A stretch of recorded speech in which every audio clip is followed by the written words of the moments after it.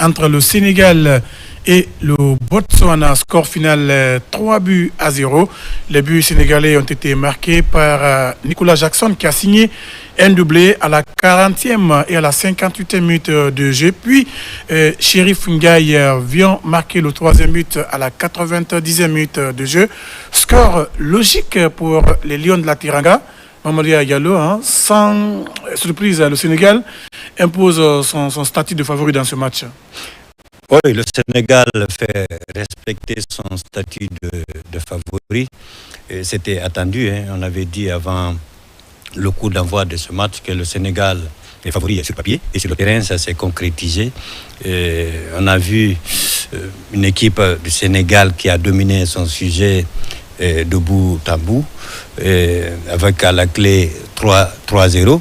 Donc cette équipe est dans cette dynamique spirale positive depuis après la défaite à la CAN en Côte d'Ivoire. Contre la Côte d'Ivoire. Contre la Côte d'Ivoire. Oui. Donc, vous vous souvenez, en Côte d'Ivoire également, cette équipe du Sénégal avait battu la Gambie sur le même score, 3-0, d'entrée lors du premier match du Sénégal.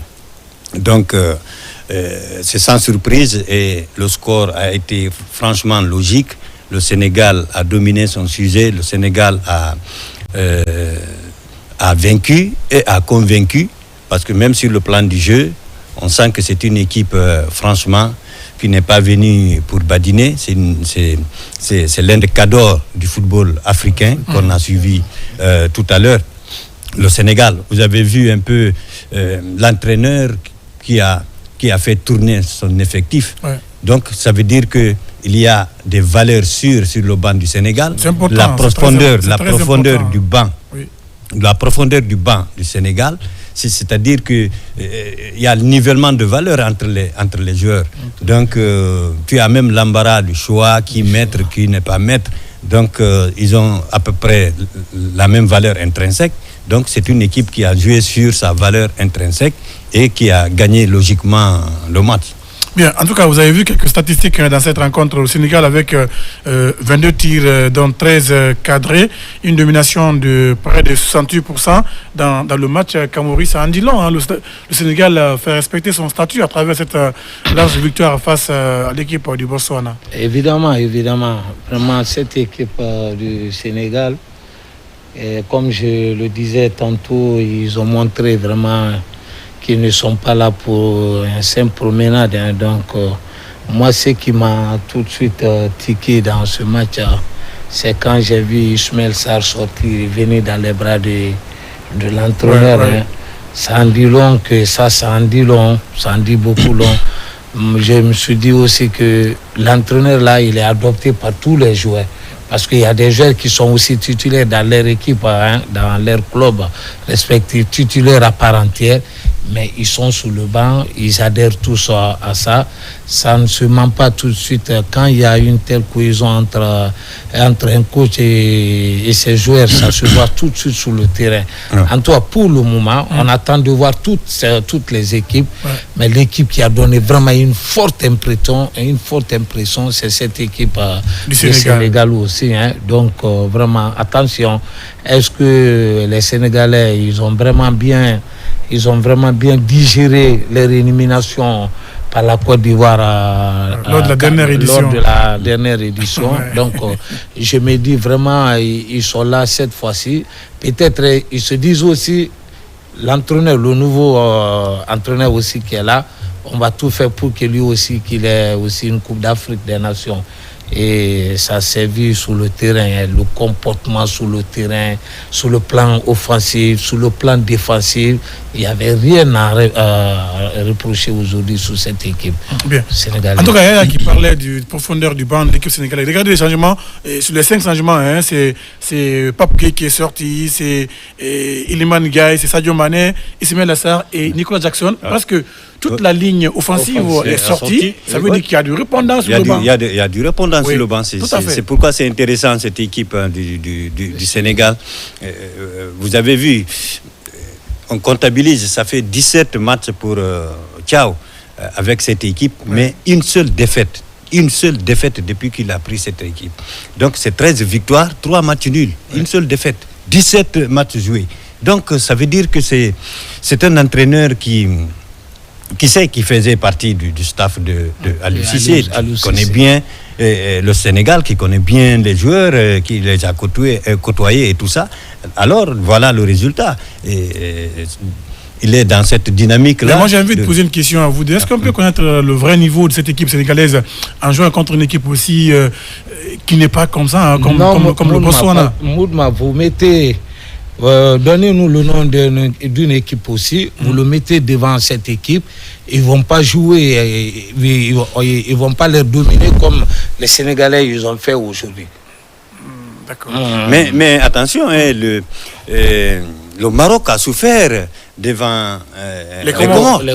Le Maroc, on a vu aussi l'Égypte le Maroc qu'on connaît. L'Égypte a failli laisser des plumes. Oui. Et donc, ça veut dire que ici, on ne choisit pas l'adversaire. Il faut jouer toutes les équipes de la même façon. Oui. Donc, je pense que la prestation du Sénégal, elle est bonne.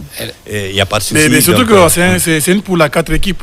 Il y a aussi la RD Congo et le Bénin qui ont joué. Les Congolais ont gagné. Prochaine journée, et la deuxième sortie des équipes dans cette poule D, ça serait le 27. Et l'opposition, c'est Bénin, Botswana, et puis RD Congo contre le Sénégal. RD Congo, c'est le choc de Sénégal, cette poule. C'est un choc absolument à suivre dans cette CAN, parce que d'abord le Sénégal est pour le moment premier de la poule, avec 2 buts marqués, 3 points plus 2. Le goal différentiel plus 2. Donc le Sénégal prend provisoirement la tête de la poule. Donc deuxième c'est la RDC, et la RDC aura à cœur de donc entre les deux, l'équipe qui va gagner a de fortes chances de terminer premier pour hériter le plus faible de l'autre poule. Donc je pense que c'est un match à suivre avec intérêt. Les deux équipes vont nous livrer un très beau match. Attention, M. Yaya, il n'y aura pas de plus faible. Supposons que l'Égypte et l'Afrique du Sud se qualifient aussi à leur poule et que vous êtes premier là-bas, vous devez rencontrer le deuxième par là. Donc vous n'aurez pas le choix. Maintenant, il n'y a plus de petites équipes en Afrique. Même Botswana, ils étaient là, ils vont être là cette année pour apprendre. Vous allez voir les prochaines participations, ça ne serait pas comme ça. Ils viendront aussi pour marquer, ils viendront pour gagner des matchs, parce que ça reste écrit dans l'histoire. Surtout parlant de ce match Congo-Sénégal, on a encore l'image du match de qualification à la Coupe du Monde qui s'est joué à Kinshasa, avec la victoire du Sénégal. Oui. Donc les Congolais auront à cœur de prendre leur revanche face au Sénégal. Oui. Mais de l'autre côté, vous aurez les deux petits poussés qui ont perdu leur première sortie, qui vont s'affronter. Et là également, ça va être un match électrique. Bénin, Botswana. Comment vous voyez cette rencontre, Yaya Cameroun? Non, moi je tire tout de suite, sans tergiverser, le Bénin. Le Bénin. La qualité du jeu. Que le Bénin a prouvé aujourd'hui contre la Congo. La qualité du jeu du Bénin, le volume du jeu, c'est pas pareil que le Botswana. Bénin, pas du tout, avec le retour des cadeaux. Voilà. Donc là, ça va promettre aussi. Va promettre aussi. Mais si nous allons parler sur le match Sénégal-RDC ou RDC-Sénégal, là aussi, ça sera un autre état d'esprit pour les Sénégalais. Ils se disent, attends, notre dernier match, c'est eux qui ont perdu. Peut-être ils se disent qu'on a perdu, c'était ça, quoi. Donc, ils peuvent jouer autrement aussi, ce match-là.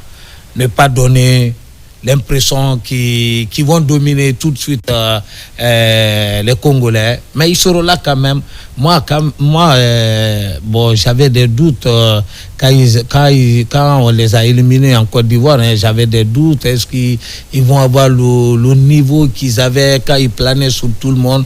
Mais là, je sais que je suis en train de voir. Attention, c'est un signal très fort. C'est encore un grand favori pour la course finale. Il rencontre comme ça une équipe en demi-finale. Attention. Ça va être vraiment très chaud. Si ce n'est pas le Maroc, l'Égypte, parce que souvent c'est les Maghrébines là qui les fatiguent un peu, ça aussi un peu. Si ce n'est pas comme ça, ils vont passer, ils vont jouer la finale. S'ils peuvent répéter ces matchs comme ça, ils peuvent passer. Tous les matchs, ils peuvent passer. Bien. Tout. Oui, moi, je me dis que tous les adversaires sont jouables pour le Sénégal. D'après ce que nous avons vu ce soir, c'est une équipe qui est tout à fait prête. Bien. Tous les compartiments sont franchement soudés à la complémentarité, la complicité. Donc, je pense que c'est une équipe qui est extrêmement difficile à jouer. On va rappeler le programme de demain, 24 décembre 2025, avec l'équipe de Ablaye Diallo qui sera là demain. Et dès 12h déjà, il y aura le match Burkina Faso, Guinée équatoriale à 12h30, donc prise d'antenne à 12h00. Et puis à 20h, Cameroun contre le Gabon. Un autre derby de l'Afrique centrale, parce que ce sont deux pays voisins qui se connaissent et qui vont donc s'affronter. Et Yaya, on est presque arrivé à terme de cette émission, mais on va quand même remercier le gouvernement guinéen pour cette prise d'initiative à travers le leadership du président Mamadi Doumbouya, qui a quand même racheté les images pour la jeunesse guinéenne, pour le peuple de Guinée. C'est vrai, la Guinée n'est pas qualifiée, mais l'État quand même a pensé à mettre le paquet pour qu'on ait les images de la CAN pour faire vivre la compétition, comme si nous étions du côté du Maroc. Oui, évidemment. Si nous suivons le match, c'est parce que quelqu'un a payé. Ouais, c'est ça. Et ça, c'est le gouvernement guinéen. Il faut le remercier, le gouvernement guinéen, pour avoir accepté de payer, parce que ça coûte beaucoup d'argent. Les images coûtent excessivement cher. Excessivement cher, ça coûte beaucoup à l'État guinéen. Bien. Donc, bravo au gouvernement pour avoir pensé à la jeunesse guinéenne. Bien. Merci. Vous avez moi, je dirais merci, mon général, ouais. Pour ce cadeau de nouvel an, hein, pour nous, quoi. Ça veut dire quand il a payé, il n'a pas payé pour ne rien. Il veut que la prochaine fois, que nous soyons là aussi. Quoi, effectivement, qu'on soit qualifié pour la prochaine CAN, c'est très important. Que nous soyons qualifiés aussi, quoi, parce que le peuple de Guinée ne cesse de demander aussi, quoi. Bien. En tout cas, demain, quand même, on va juste reprocher ce derby centrafricain entre le Cameroun, le pays continent qui va jouer contre le Gabon. Ça sent de l'électricité, hein. Oui, Cameroun, avec beaucoup de tensions, beaucoup de polémiques, contre une équipe gabonaise aussi, hein, très confiante. Vous savez, le Cameroun, quand on pense que le Cameroun est en deçà de sa forme, c'est là où l'équipe se transcende. C'est là où le lion rougit. Voilà, en 2017, personne n'avait tiré le Cameroun pour prendre la Coupe d'Afrique des Nations. Tout à fait. Donc, avant cette Coupe d'Afrique des Nations de 2017, le Cameroun, sur le plan de résultats, c'était catastrophique. Mais arrivé à la Coupe d'Afrique des Nations, on a vu une autre équipe du Cameroun qui est allée jusqu'en finale et qui a remporté. Donc, ce derby de l'Afrique centrale, Gabon-Cameroun, ça va être absolument un match à suivre. Et puis, c'est même pas une opposition de style, hein, c'est le football direct. Le Cameroun, le Gabon, c'est le football direct. Donc, je pense que on va assister à un très très beau match entre les deux équipes. Oui, votre réaction là-dessus, Kamori Diakité? Cameroun-Gabon, Aubameyang va mieux. Hein. Ouais. Non, il est très en forme. Hein. Donc, il est très en forme. Quand il va mieux, le Gabon va mieux aussi. Ouais. Donc, attention.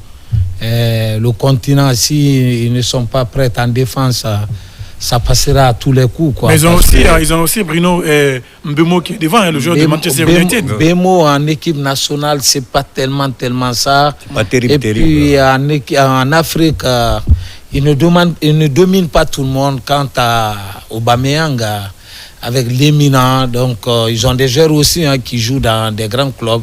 Bien. Et moi, je me dis, quand Aubameyang, quand il va mieux, Gabon, il va mieux. Oui. D'accord. En tout cas, une fois encore, merci au gouvernement guinéen à travers le leadership du président de la République, Mamadi Doumbouya, pour ces images de la CAN. Merci également au ministère de l'Information et de la Communication, dirigé par M. Fanasouma Antafana, comme on l'appelle, et également la direction générale de la RTG, et dirigée par Dame Makeme Bamba.